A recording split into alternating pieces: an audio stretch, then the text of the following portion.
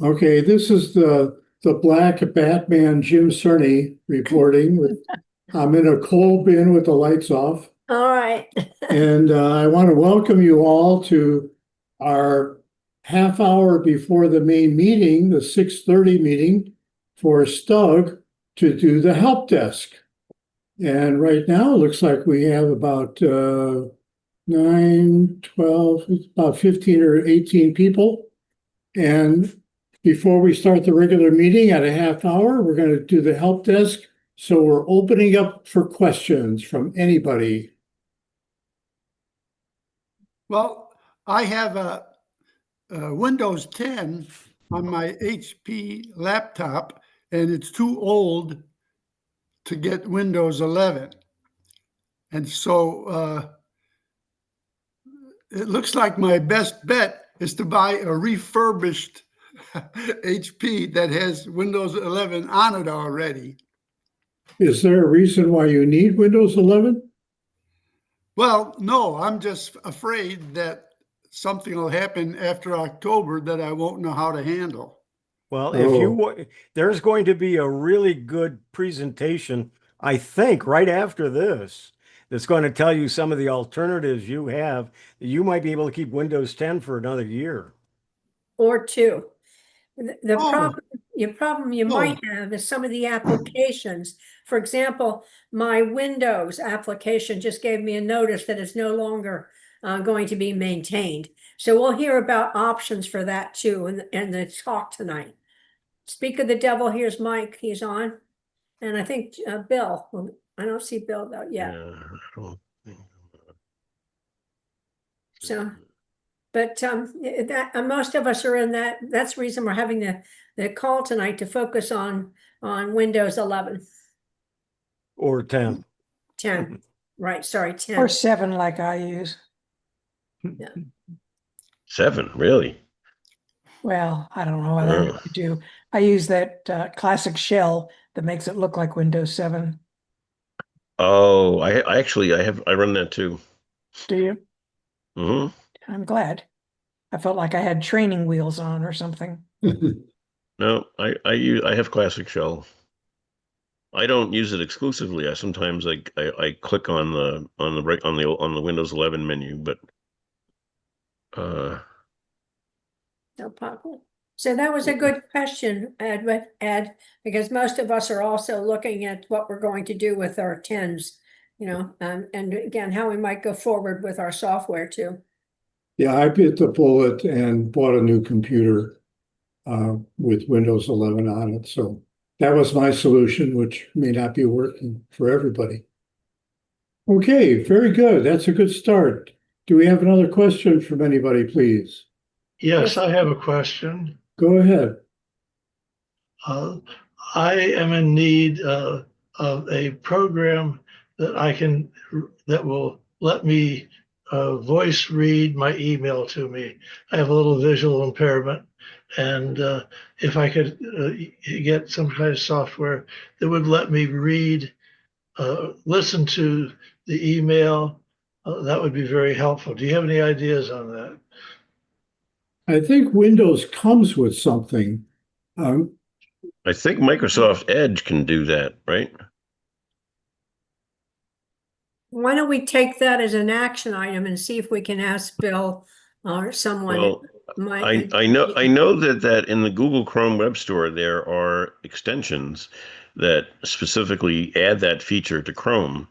But my recollection is I'm gonna start up Edge now. My recollection is that if you highlight text in Edge and then right click on it, you can tell it to read it to you. But Robert, Norbert Costaccio, did you have a comment, sir? You're muted. I thought I saw you raise your hand. Norbert has another name. Well,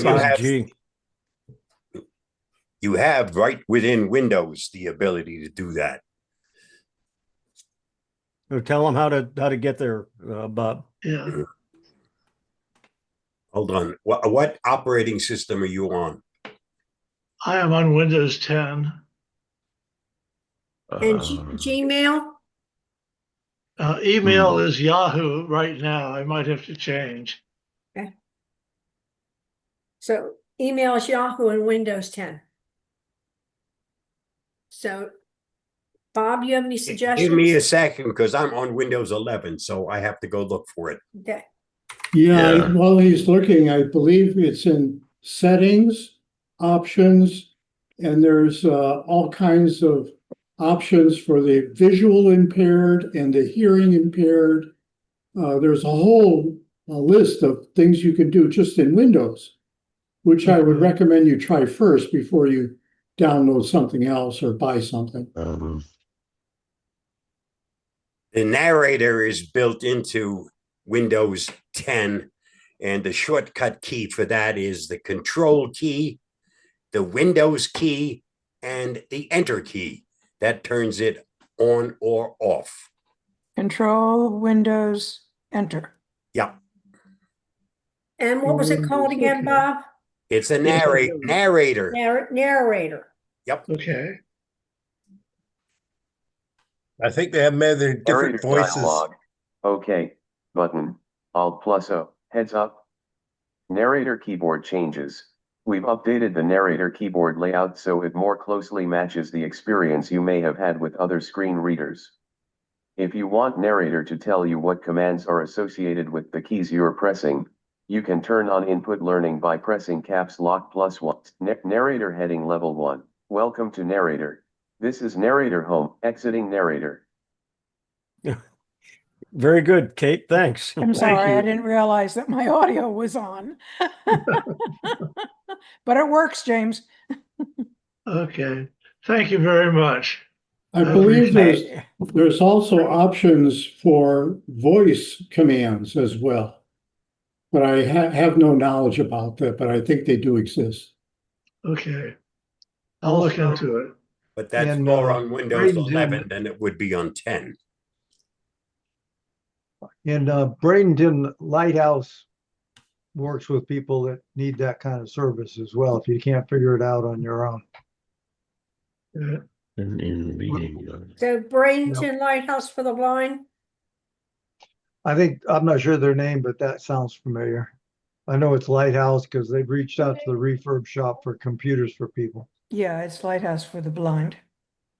That was my mother's World War II job. But that's great to know. I really do like the podcast that let me listen, so I could do something else in the background while I listen. Okay, thank you. That was a great question. Could we have another question, please? Anybody? Unmute yourself. It always helps. Well, if you can't think of anything, folks, how about mentioning a particular app or program that you use that somebody told you about that the rest of us may not know? And give us a suggestion of maybe what it does in a short form, and then we can discuss that particular one or the other ones that do the same thing. John, you have your hand up. Yeah, I think I've unmuted.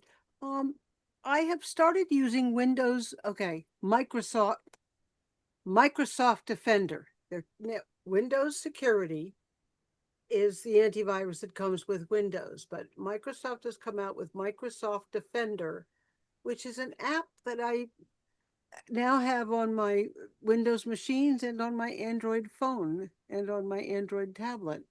And it tracks bad guys, and I'm just now doing the research on it to put do a series of articles about it in our local computer club newsletter. But has anybody else had any experience with this new app from Windows? It's not new. It's been around for a long time. Years. They see And it, Windows Security or Microsoft Security or Microsoft Defender or Windows Security? well, basically Microsoft Defender or the same. Okay, but it's not the same. That's my point. It's two different. They're connected, yes, but it runs because I can't Originally, it was Microsoft Defender. Now Right, it's called Microsoft Security, but And then they changed it to Microsoft Security, but they've now come up with Microsoft Defender yes, thank you. as actually a paid product. Okay. oh, Or if you, well, 'cause it's a paid product, it also comes with if you're a 365 subscriber, so. Well, yeah, but you're paying Which for is paid, 365. Okay. Right. So But if you it's don't way- have the 365, you can purchase it as a paid Right. product. What are your thoughts on it, Bob? Have you had any experience with it yet? I don't use it, so Oh, okay. no, I have not compared it to the rest of the paid, and that's what you'd have to do is compare it to other paid Well, products. I also have paid for Malwarebytes for a number of years and use that. And they do similar searches for, the potential spam and potential bad sites and things like that. So it's been, All your antivirus programs, the decent paid ones, automatically check Of for course they do. spam and check for all of that stuff. In essence, if you're using Malwarebytes, it's checking for malware. Malware is what an Privacy. antivirus checks for.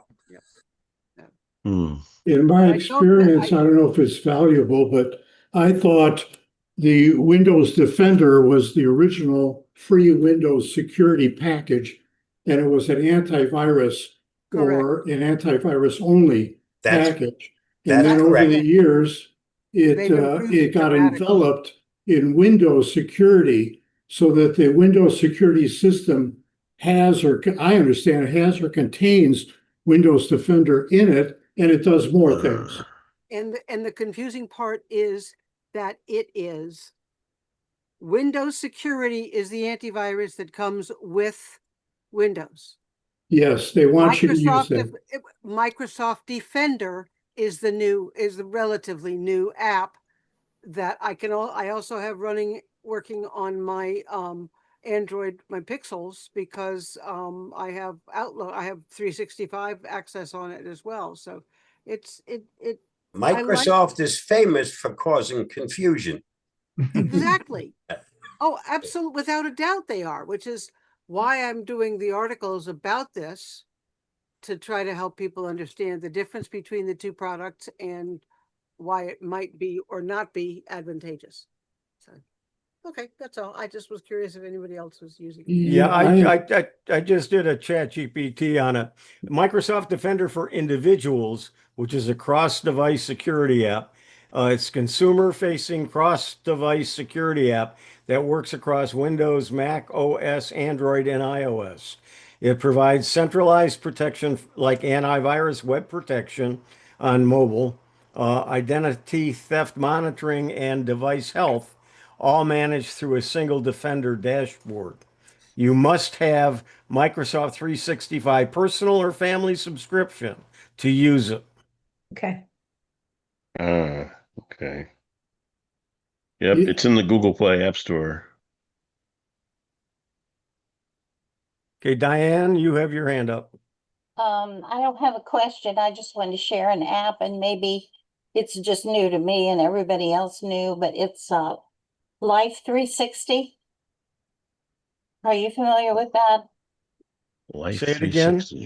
It's a it's a tracking app, and probably a lot of people use it for kids. But anyway, what I use it for is, especially if you get older and you and your spouse are out separate and you don't, you're not sure where they are, they're not home at a certain time, you can, my husband and I just love it because then we don't have to worry about where we are, or in traffic.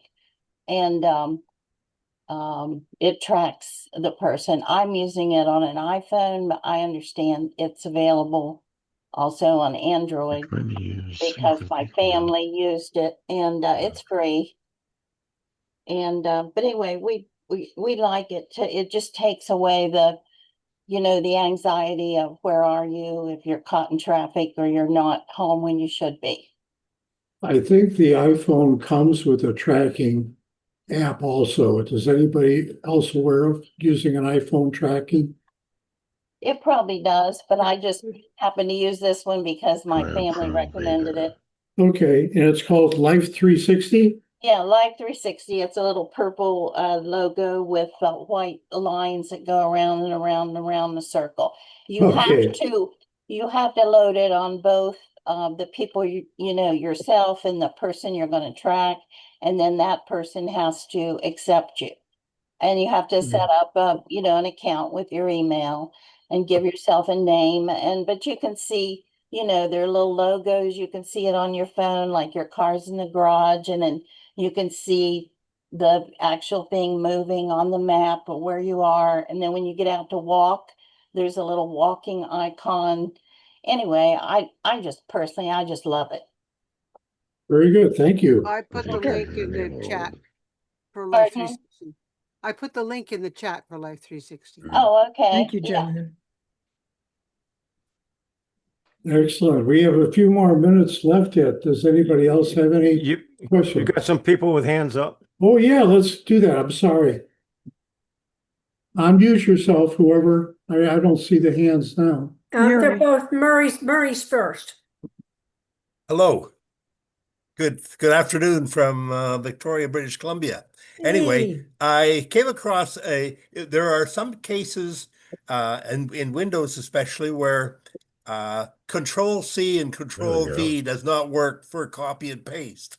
And I found a trick that does work in those cases, and that is you use Control Insert for the copy and Control Shift Insert for the paste. And that'll work in the cases where the Control C and Control V don't work. So Control I don't see insert on It's- my keyboard. It's up in the top right corner right near next your. to delete, right next to your delete key. Well, Where- I have a Chromebook, which Oh, is a little different. yeah, evidently. Well, I Okay. don't know about Chromebooks. I just know that it works for Windows. Okay. And Marie, the second one was what you said, Control Insert? well, it's in the chat. The Okay. second one is Control Shift Insert. Okay, Shift. Thank you. So that was something that I didn't know about until a couple of weeks ago. It's great. I And love the young lots lady. of times I had to, you get something and you were supposed to paste it somewhere and it wouldn't work. And so I would have to type with whatever it was over again. Sometimes it could be quite complicated. And this tends to work. At least I haven't found a place where it does not work yet. Maybe some password entries it won't work, but so far I haven't found anything where it didn't work. So I just thought I would pass that on and share it. Good information, thank you. Just to repeat that, to make sure I have it right for my notes so I can write the article, is people normally would use Control C to copy and Control D to paste. And if they don't work, Control Shift Insert. No, well, Control Insert for copy and Control Shift Insert to paste, and I did put it into the chat. Okay, thank you. Got it. See. Okay, Jean, you have your hand up. Yeah. I was going to ask Jolene, when you do your article for your group, how about submitting a copy to either myself or Jim? Love to have that in our monitor as well. At least I know how to get a hold of Huey, so I'll make sure Huey gets a copy of it. Okay, great. That would be super. Thank you. All righty, terrific. Thank you. Kate, your hand's up. Didn't we recently get something about giving permission for one of the groups to reprint our articles? Yeah, I'm in the process of setting that up, and I'll be getting articles from other groups, and And we're going to vice submit versa. our articles to other groups. It'll be a central repository through APCUG. That's terrific. I love that. Not But anyway, only at this event, but for I'm sorry. Just go ahead, Kate. The reason I had my hand up is I wanted to offer an app that I use a lot. It's called Audio Pen. Anybody use that? Spell it, please. AUDIOPEN. Audio Pen. Audio pen. And Never heard of it. Oh, it's wonderful. You can take anything. You can talk into it and say, I want to do these various things this week. And it will take your fuzzy thoughts and turn into clear text. And then you can actually copy the text and put it in, your to-do list or whatever else. You can search your notes for it. It's great fun. audiopen.com. And it's free. Does it require a registration, password, all that kind of junk? Probably. I've got it set up so that it just automatically opens for me. It's, Right. it's actually audiopen.ai. Thank you very much. I just noticed that. .ai. So AI is getting to be a part of designation for the end of a Instead of instead of com com or edu or something like Right. that. Right. Mhm. I think AudioPen does cost, but I signed up when it was brand new, so it's $29 for the rest of my life. But you can do rewrite levels, writing style, output length, input language, and output language. So it will also translate. You can also put in special words such as stug. If you type stug, it'll type out the whole thing. It's definitely worth any amount of money for anybody who's not fond of typing. Very good. Thank you, Kate. I think You're we have welcome. time for maybe just one or two more. Who else had a hand up that I missed? Murray just put his hand up. Okay, go ahead. I've put another link in the chat area, and that is Plex used to allow you to stream your media to your TV or wherever you wanted to for free. They have changed that, so Plex no longer allows that free service. But there is a free service that works as well, and it works across platform, Mac OS and Windows and Linux, and it's called Jellyfin. And I put the link to that site in there for anybody who didn't know about that, and for anybody who likes to stream their own personal media to their TV. Yeah, and if you're using the chat, if there's anything in chat, and there's a lot of things in there today, what you want to do is to go to open up the chat from the bottom of the Zoom screen, and there's three dots at the top. Click the three dots, and the top one's going to say Save Chat. It will then save everything that's in the chat up to that moment. And anything gets added after, you're going to have to do it again or it won't get that.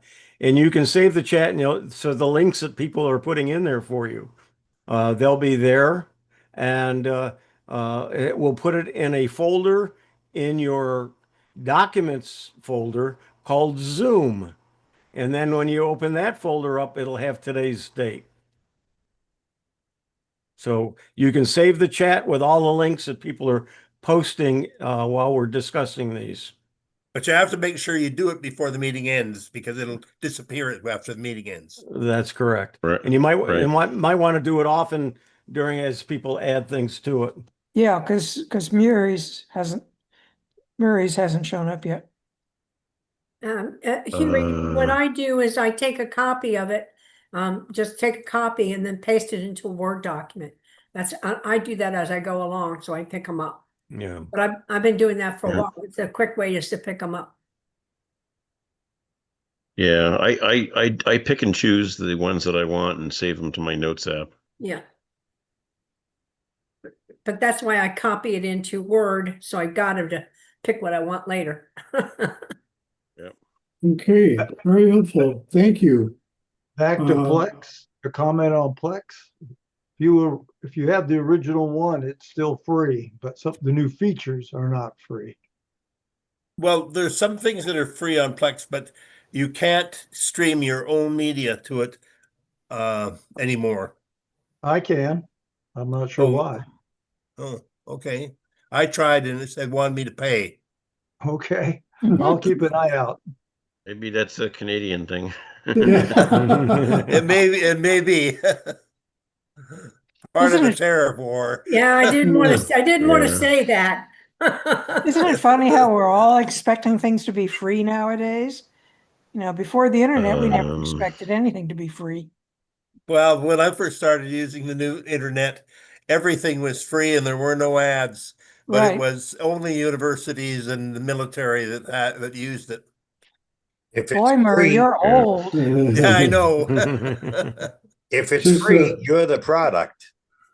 a quick caution to everybody is there's nothing wrong with doing auto pay, but you need to look over your records every month to make sure you're not auto paying on two services that are the same or continuing to auto pay on something you do not longer want, you no longer want.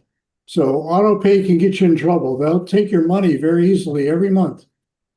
It's very, very easy to subscribe to services and then a year later forget that you're still paying for it. Yeah. Right. Yeah, I'm paying Microsoft 99 cents a month and I have no idea what for. Probably gonna- you may. Do you have more than 5 gigabytes of free storage? Yeah, I think that probably is it. Yep. I was going to say, the other thing that I would suggest is, sometimes you can negotiate with your subscriber to bring your costs down because it creeps up over time. So you call them up and I've been your customer for 3.5 years and now I'm paying $30 a week or month. I don't want to pay that much. So sometimes you can get a break. When I called Comcast to negotiate my new contract, the end result was $50 more a month. Wow. or skip it. So instead of having the pro version, I went to the home version, and now I pay $50 less a month. But I have better service than before. Can't figure it out. Okay. Well, I Thank can't you beat my all. I can't beat my mobile price. Mine's $0 a month. So whenever I want to change anything, they say, "Oh well, that's going to cost you something if you do that." Okay, very good. We need to get moving. It's almost 7 o'clock.